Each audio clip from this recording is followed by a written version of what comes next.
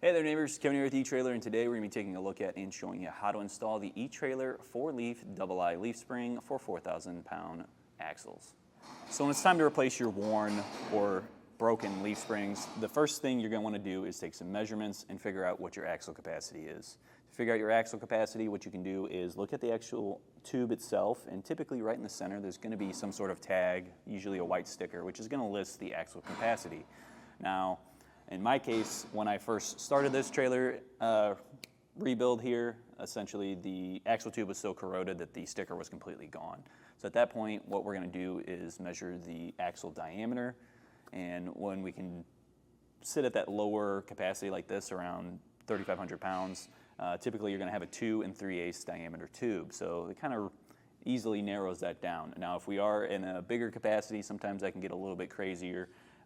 You don't exactly know. So anywhere from that 5,200 pound up to 7,000 pound, the axle tube's actually going to be the same. So you can't always go off that. Sometimes you got to come back, look at your hubs, maybe check out what part numbers are stamped into them so you can figure out what their capacity is, because that's the easiest way to look back at the axle and then figure out what it is. From there, we can then pick out our correct capacity leaf springs. In our case, with this being a 3,500 pound axle, we are going a little bit higher because our neighbor overloads his trailer. Now, this isn't going to make it safer. This doesn't mean he has more capacity going with 4,000 pound leaf springs, but these are the only option that are going to fit lengthwise for his setup. And realistically, it's not going to make that much more of a difference with it being 500 pounds over what his actual axle capacity is. It's just going to mean he's going to have a little bit stiffer of a ride quality, which is actually going to help him out a bit because he does put his side-by-side up on this trailer. So for the measurement portion of this, we're going to take our tape measure. And luckily this one's pretty easy. We don't have too much stuff in our way, so I can actually get a really good measurement on it. So from center to center of our eyelets is right at 26 inches. So we know our axle capacity is 3,500 pounds. We know we have a 26-inch eyelet-to-eyelet measurement, so that's all the info we realistically need here to actually pick out the correct leaf spring.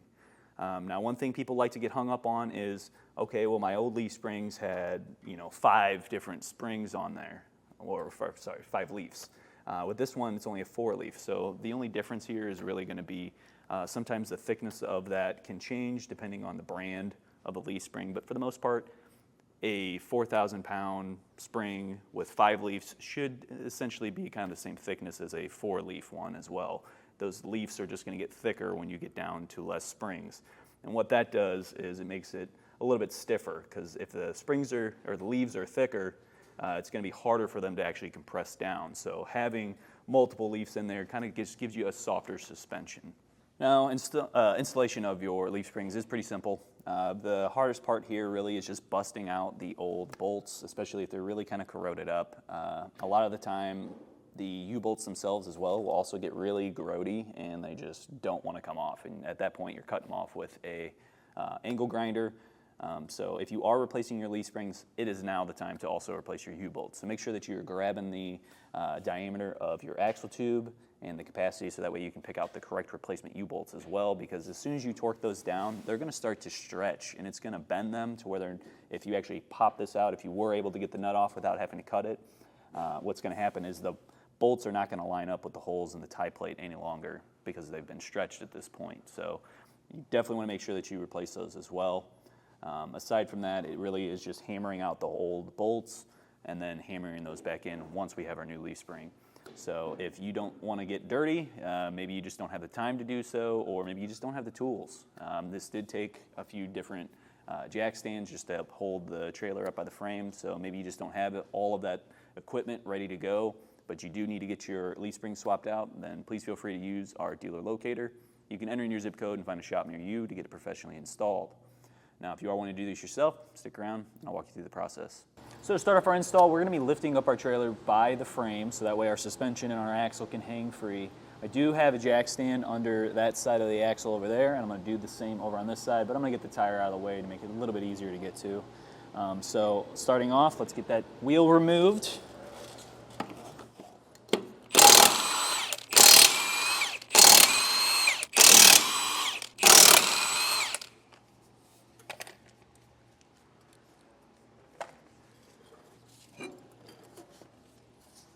So to get to our leaf spring assembly, I wouldn't technically have to pop off the hub, but in our case, we are going to also be replacing our axle tube as well. So just to make things easier, since I am saving this hub and using this on the new axle, I'm going to start by popping this off. Like I said, you won't have to do this if you're only replacing the leaf springs. And it's just as easy as that. After that, I like to take a pair of needle nose, and we're going to have our cotter pin here. We just want to bend that back so that it's nice and straight, and then we can pull it out through the other side. We'll set that aside. I have new ones that came with my next axle that we're going to be installing here, so I'm not going to save it. If I was just repacking the bearings, I would end up saving this, but at this point, we can kind of just toss all this and start over with some new stuff. So here's our axle nut. We're also going to have a flat washer in here for our spindle, and the outer bearing came with it. I am going to be saving this outer bearing, so I am going to have to clean this up. I'm going to spray this out real good with some brake clean and really run it through, and then we'll repack these before we go ahead and put them in the hub again on our new axle. Now we can pull our hub assembly straight off. And I'm going to wipe the spindle off just a bit. Normally I'd really clean this up, but since we're replacing the axle, I don't really need to go too crazy with it. It's just a lot cleaner to have it wiped down when you go to throw it away. Now to remove our leaf spring, we are going to need to take out the two hanger bolts that are here. In our case, we have shackle straps on one end, and what we're going to need to do is also pop those out. For that, we are going to want to make sure that we have a wrench on the bolt head side. So in our case, they have the bolt head on the inside with the nut on the outside here.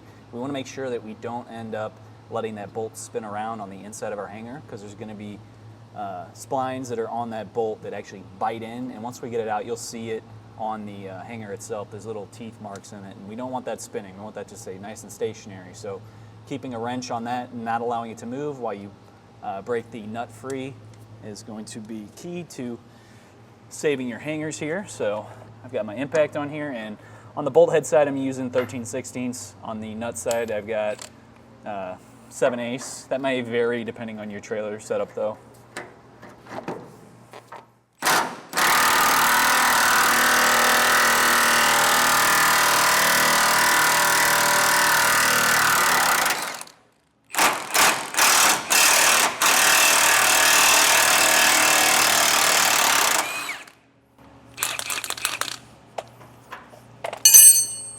This one's pretty loose.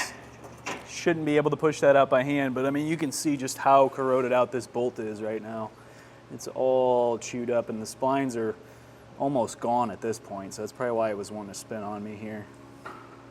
All right, if you haven't done so already, make sure that you have your axle supported, because as soon as we take this last bolt out, there's going to be nothing holding up our axle anymore. So I'm going to hit this with my dead blow.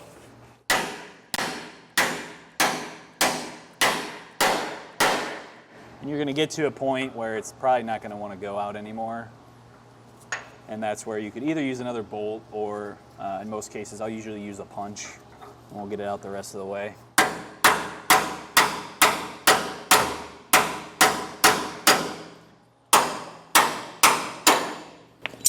does not want to come out, but I think it's because it's leveraging against the shackle strap. Let me pop this one off so we can get this strap out of the way.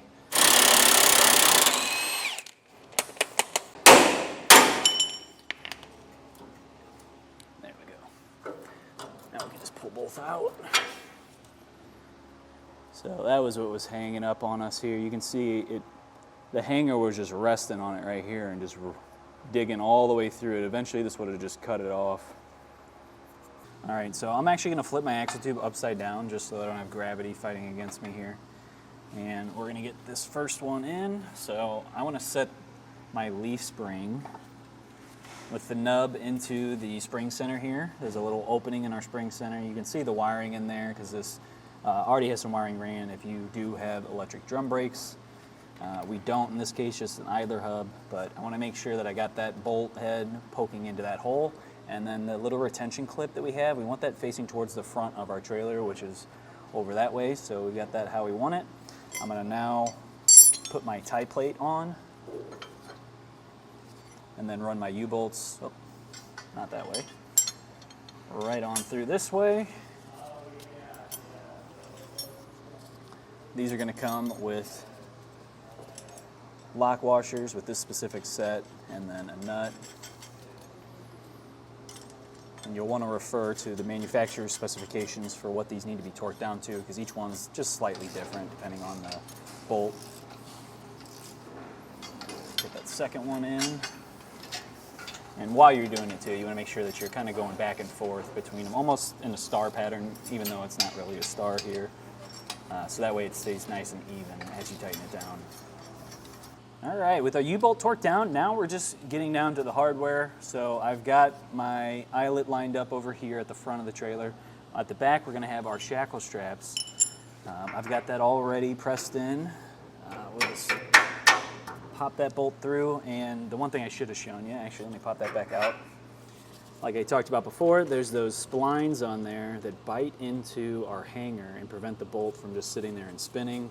Because the only thing we want spinning really is just inside that bushing. We want it to flow back and forth as the suspension compresses and decompresses. You really won't have much spinning up here at the front. If this was a tandem axle, you'd probably have a little bit more movement, but the majority of the movement's going to be back here with our shackle straps. So we'll get this hammered in place. We'll get our nut on the back.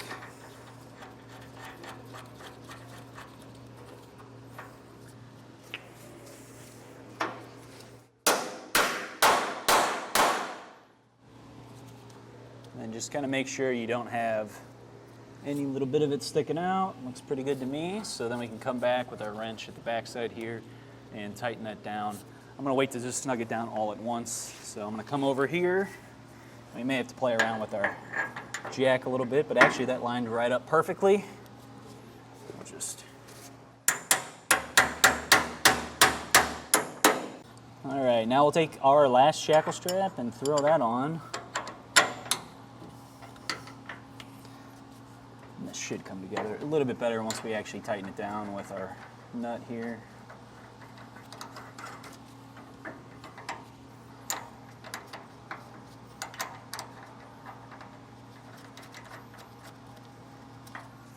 So now at this point, I'm just going to snug down the bolts, and then I'll torque them to the manufacturer's specs. Manufacturer specs can vary manufacturer to manufacturer, so definitely make sure that you're double checking yours and not overdoing it. If you do overdo it, it's going to end up pinching the hanger down onto the leaf spring or onto the shackle bolts, or shackle straps, sorry. And then the suspension's not going to be able to move back and forth, which is going to end up binding up, and then eventually something's going to give, and that's typically going to be the shackle strap. So make sure that you don't over tighten it. Really make sure you're following those steps from the manufacturer. So.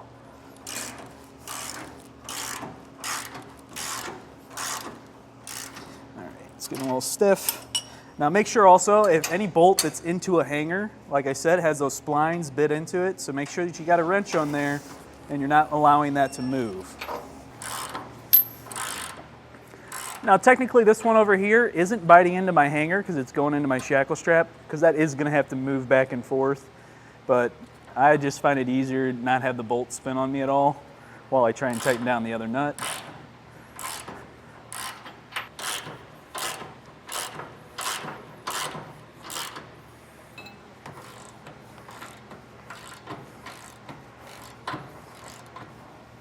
So now that we have everything properly tightened down, that's going to do it for the install of our leaf spring. The only thing we really have left to do is just reassemble our hub assembly, get our wheel on, torque down our lug nuts, and then our trailer is all good to go.